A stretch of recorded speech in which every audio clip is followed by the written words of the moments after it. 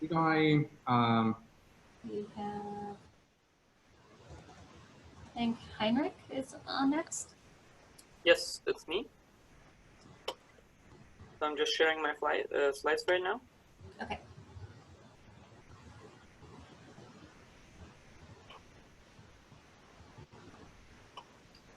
All right.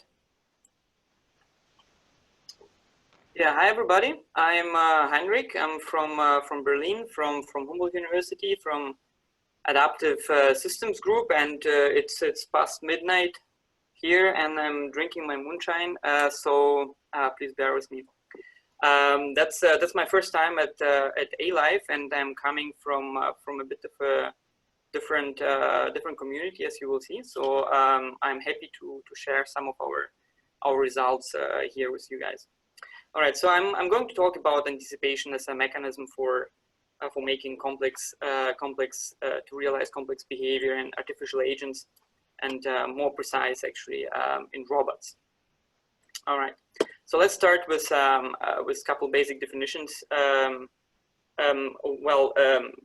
So the difference between prediction and anticipation is that, well, at least as we see it, prediction is a representation of a particular future event, and anticipation is actually an action or decision of behavior which is future oriented and which is based on this prediction. And the interesting point is that it can like the prediction can be explicit or implicit, but in most cases what we will consider is the predictions are quite explicit. Yeah, so just to bring couple maybe interesting examples from the nature, like we have anticipation everywhere, right?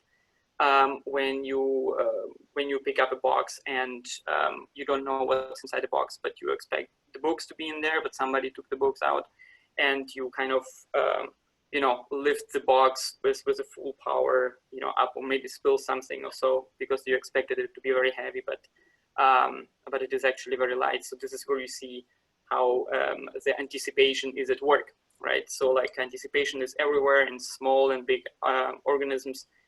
And yeah, there have been a lot of work to realize anticipation in robots in particular. And these are just a few small examples, or maybe noteworthy examples. Here, right on the left, you see a work by Bongard back in 2006. They built a robot which was simulating different morphologies and creating a model of itself without actually knowing its morphology beforehand, and performing experiments then to confirm the anticipated designs, and then to realize a forward motion even after one limb was removed. The robot would detect that and rebuild its model. So in the middle, you see a work by one of the colleagues of mine, by Christian Blum, from 2018. They built basically a consequence engine where a robot was simulating, or like it was using simulation and anticipation to navigate through a crowded corridor and avoid collision with other robots as much as possible. Yeah, and on the right you see basically the example that we're gonna see in a moment. So this is an example from RoboCup, where we use anticipation to make decisions to decide the kick direction. So from the perspective, this example looks relatively simple, but it comes with a lot of complexity because the scenario is set in well, in the real world scenario, you could say. Yeah, so that's what I'm going to explain a little bit in more detail what we've done there. All right, so look here. When you look at the right in this picture, you see the basic the depiction of the basic problem. So you'll be looking at the robot from the top, and the robot has an understanding of where it is in the field, like it created its model by itself. It's probabilistic, and same as a model of the ball. So the robot has a probabilistic model of where the ball is relative to the robot. And now the simple task of this particular robot in this particular simple case is to decide between three actions. Shall I kick forward? Shall I kick left or right?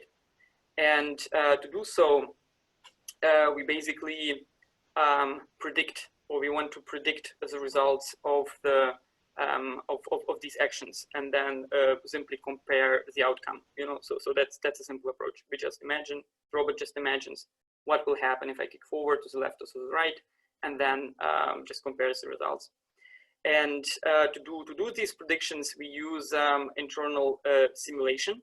So basically, the robot is running, it has an understanding of the physical properties of its environment. It knows the friction between the ball and the carpet, let's say, and it can simulate the collisions. And given certain starting configurations, the robot can predict where the ball will end up after the kick with fixed parameters, let's say. And these are the little round dots that you see. These are the predictions of the end positions of the ball simulated in this environment. And yeah, so overall, it's a very simple approach, and it leads us to this very simple scheme. Basically, simulate the outcome of the actions, evaluate all the actions according to what you know, what is good and what is not, and then select the best one. And in this particular case, what we do is also we sample the probabilistic state of the robot and the probabilistic interaction model between the robot's foot, let's say, and the ball. And we do that because if we start with the probabilistic descriptions of the state and want to transform those uncertainties, those probabilities, through the physical simulation, then we end up with very complicated distributions, which are very difficult to compute, as we heard in the last talk. And so what we do is we do a simple Monte Carlo simulation. We sample all that, and we end up with deterministic simulations, which are very simple to calculate. Those are equations from school, basically, what I work here. Yeah. So, and once all these particles have been calculated, we can essentially evaluate each of them separately. So for instance, if you look at the blue ones, so we can say, well, 3 of them are outside of the field. So it's like, if there are 20 in total, we can say, well, 15%, there is a 15% chance of the ball leaving the field. And maybe half of them ended up in the goal. So we can say, well, there is a 50% chance that kicking forward, the robot will score a goal. And these are, recombined quantities which can be easily used in a selection algorithm. All right, so to make a decision to decide which action is good and which is not so good. Well, let's see that in action. So you see that's a very simple algorithm. There is really not that much to it. And for those of you who are not familiar with RoboCup, RoboCup is a large international initiative where the robots perform and compete in different types of competitions in set scenarios, which evolve over time. And one of the scenarios is robot soccer. What you see here is a particular league where all the teams play with the same robots. Our robots are in blue here. That's our team logo and our webpage, in case you're interested. And so this is a video from a game from some years back in China, from a world championship. And yeah, so what you see on the left, in the left bottom corner, is the view how the robots see the world. So they see their own positions, and you will see also the simulations they perform as they act in this environment. So all of these calculations are done online. All the robots know have been calculated by the robots themselves, so we don't tell them anything from the outside. They use their cameras and all to calculate their positions and things. And yeah, let's see how it looks. So you see the ball is right there in this couple, and then observe now the number 2 approaching the ball. And once the robot is close to the ball, it starts simulating the possible actions, and the red arrow indicates then the selected action, the action that is selected in that particular moment. And the robot redecides constantly. So the simulation is running permanently once the robot is close enough to the ball. And so you see, here is no arrow because there is no meaningful action which would increase the goodness of the position of the ball, improve the position of the ball. So now you see now when the robot rotates around the ball, its decisions change from side kick to front kick depending on what the situation is, and then the robot kicks and scores a goal. Yeah, that's yeah. So we use this. It's a surprisingly simple approach, and we were surprised by its stability and performance. And we're using this for quite some years already, and we are constantly improving on this and use it in different competitions. But to test this approach more quantitatively, to evaluate that, we started building this tool. So we collected many videos from different championships and annotated those videos with well, the videos come together with the data recorded by the robots, which are things like the robots know where they are and what the decisions were and so on. And we filtered out all the situations where the robots decided to kick or like take particular action, like turn around the ball and so on. There are more actions than just kick left and right. And we annotated them, essentially deciding was it a good action or was it a bad action from the perspective of a human looking at the top situation.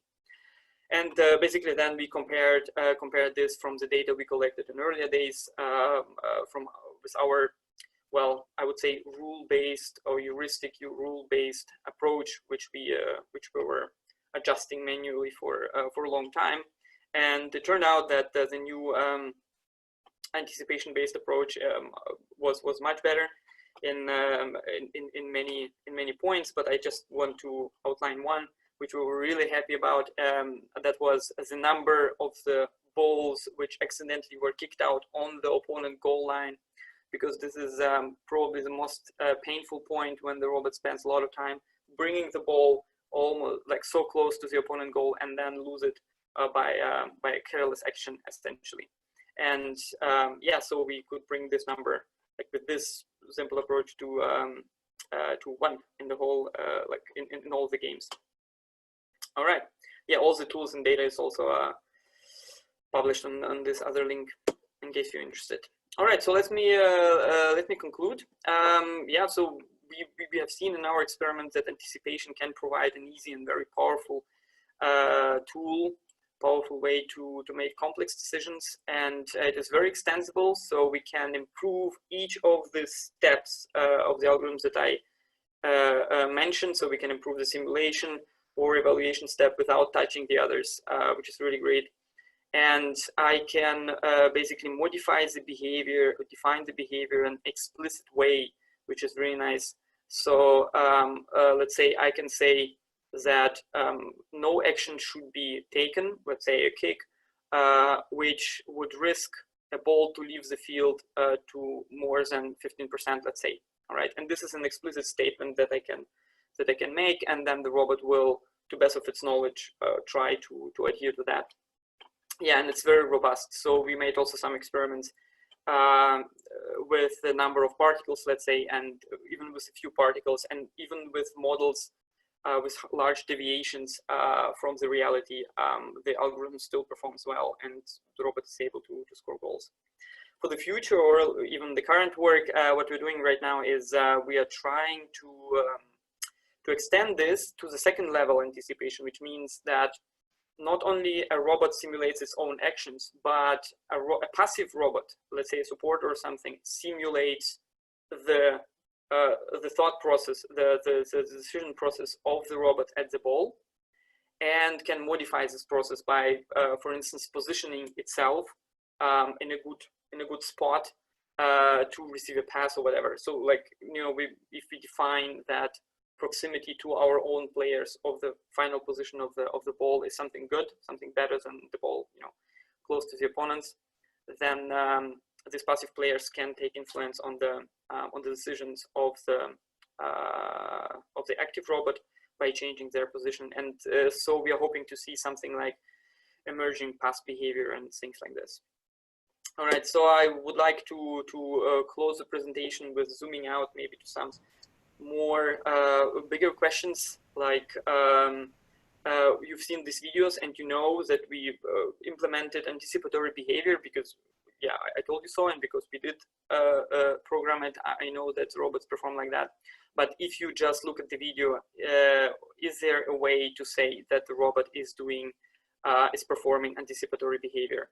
Can we observe, let's say, a small animal and say it is anticipating or it is not?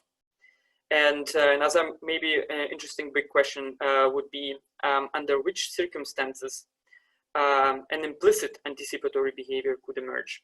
Because like what I described right now was, I mean, it didn't emerge, it was built, and but also the prediction process was explicit. It's an explicit prediction which is then used to realize anticipatory behavior. And yeah, so the question would be, what will be the circumstances which would lead to emergence of an implicit anticipatory behavior? Yeah, so with these big questions, I would like to thank you very much for your attention, and I'm open for questions. I had a question I would like to ask. So I wonder, so one of the future directions I found extremely interesting, simulation of decisions of the others. So I wonder, do you plan, so it seems that you were speaking about simulating the decisions of other players in the same team.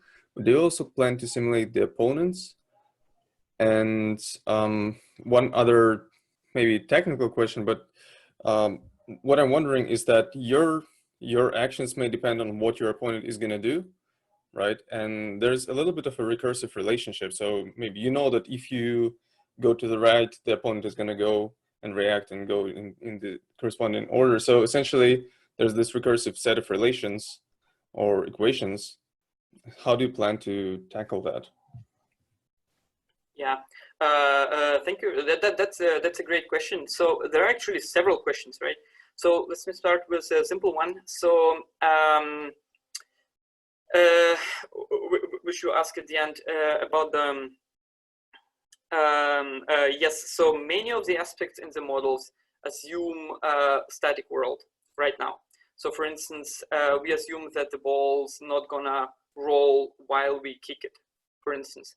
And also right now, we do not have a model of robots moving. So occasionally it happens that like our robot kicks and then the other robot just walks into the path, and one could say, well, it could have been anticipated.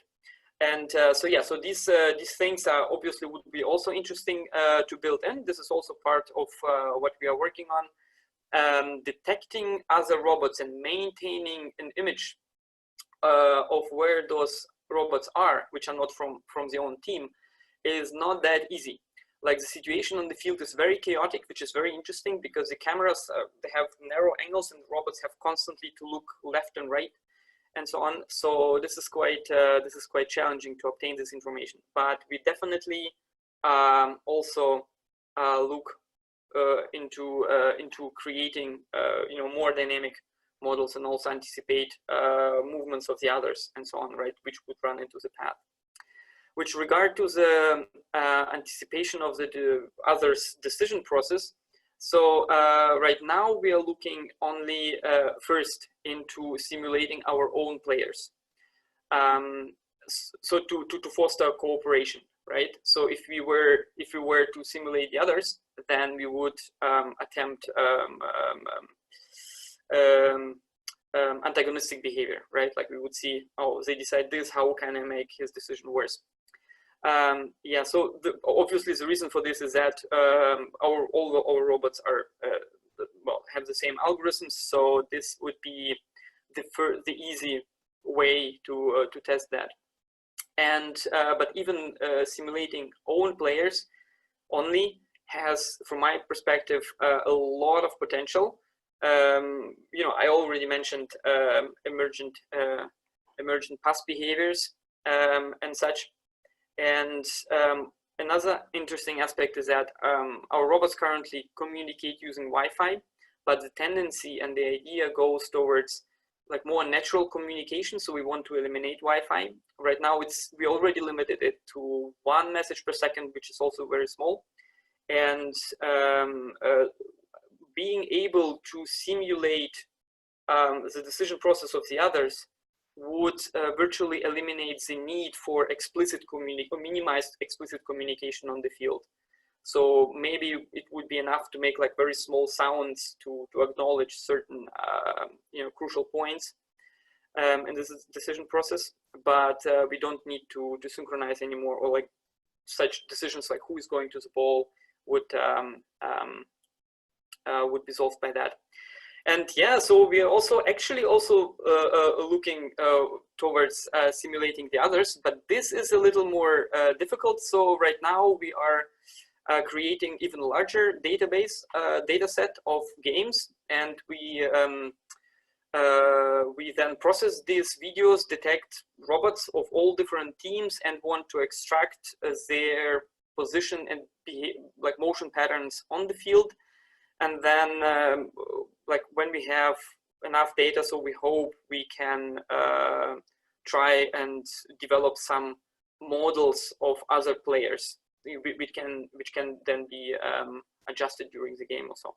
Yeah, but this is roughly the progression of what we're planning to do. I'm sorry, it was a little longer. No, thank you so much. It was a very interesting answer, and the presentation I also enjoyed a lot. Well, as just a tiny note, I think it may actually be possible to simulate others, starting with an assumption that other players are using exactly the same strategy as you, because it sounds like estimating the model of others is a very difficult task, but this simple heuristic could actually lead to a lot of good outcomes potentially. And it also is somewhat reminiscent of how children develop, right? At first, when we don't fully acquire this theory of mind machinery, it seems that everybody is largely assuming that everybody else is seeing the same things as the child himself is seeing, right? So it's like when children close their eyes and they think that nobody sees them. So it's a very naive strategy, but it could still work to some extent. Yeah, no, absolutely, I absolutely agree. And this is in fact also like was one of our thoughts, and to start obviously with the assumption that the other players want to do the same thing, right? So they also want to go to the ball, but of course others have different strategies. Like some teams, for instance, dribble much more, and the others kick, and their kicks go much further, or like some teams have different types of kick and so on. So there is still enough, like a lot of variation, but yeah, basically, yes, makes absolute sense. Yeah.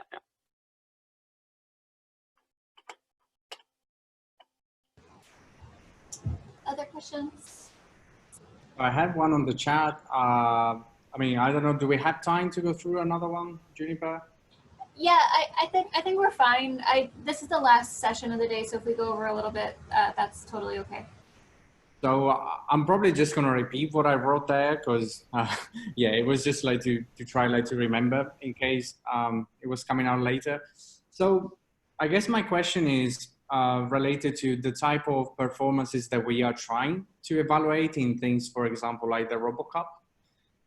Do you think that it would make sense to try, and I'm not saying that it would be simple, but to try and track, for example, through video cameras, things that are not necessarily, you know, the end goals in a way. So how much can you score in a game? Or for example, like the scenario that you described, which is kind of catastrophic for the robot because it was gonna take forever to recover. Is that like some intermediate goal, intermediate behavior, I guess, that is quite relevant, that you would consider, you know, important for the robots themselves, beyond actually the ability of scoring or not to do some very bad things? Yeah. So I hope I understand your question correctly, and then I would say this is a very, very valuable question. I agree completely. So you are talking about the scientific process that is happening here, right? So how do we, what do we say? Like, is a team with the most goal, like, is that,